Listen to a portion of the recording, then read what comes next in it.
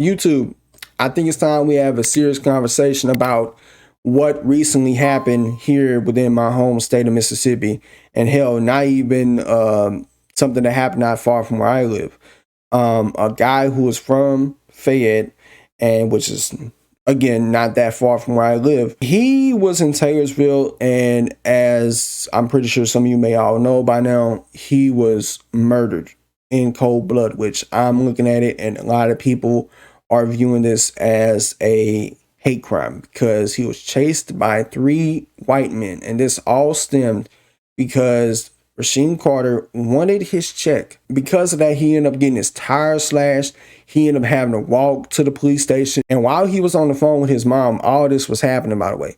So when he gets there, they run him off. They think he's crazy. They don't really believe him. What ends up happening is he is chased in the woods, and there was this deer cam that kind of caught a flash image of him running by it. And it was shortly before his untimely demise. And what happened next is gruesome and brutal in nature. These men, who are not identified for all I know, they butchered him, beat him to death, dismembered him, sent his head to his mom, which sounds nutty in of itself. And the police in Taylorsville, as of this recording, have said that there's no foul play involved of a man who was brutally murdered in that town. Now, if you were to ask a lot of old heads around Mississippi, they would tell you Taylorsville is still one of them places where stuff like that, hate crimes and stuff, is still a thing, where you still got a bunch of white folks still flying Confederate battle flags like it's still the 50s or 60s. And this one of them stories is not really easy to talk about, but it's one of the things that's necessary to talk about. Because when something like this happens in your home state, your home town, you don't know what to really say, you don't know how to say it, but it's crazy because it's something that you don't really even think that is possible to happen in 2023, let alone in your own neighborhood, in your own city, in your own state.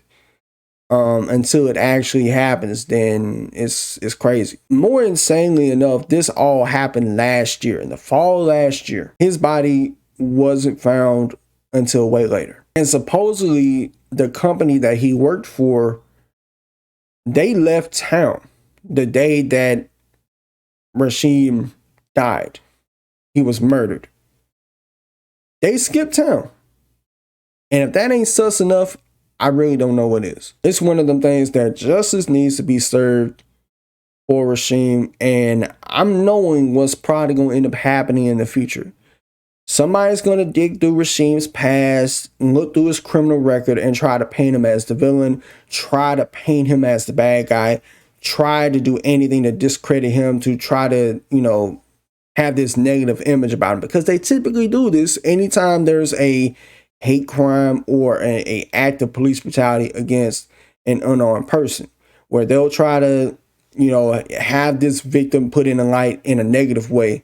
But let's say if it's a person who shoots up a supermarket, they'll try to have this whole sob story about, oh, he was going through it mentally, he was always the quiet kid, this and that, and try to paint this squeaky clean image of that person. But then, and that could be somebody who actually did something.